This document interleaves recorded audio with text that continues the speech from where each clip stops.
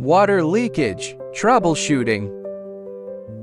Open the water tank cover and remove the filter. Remove the 7 plugs on the back. Loosen the 7 screws on the back.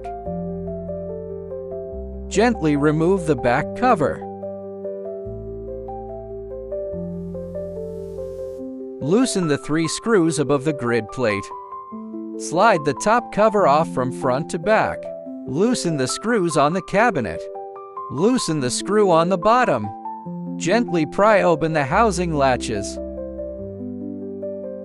Check if this tube has come loose.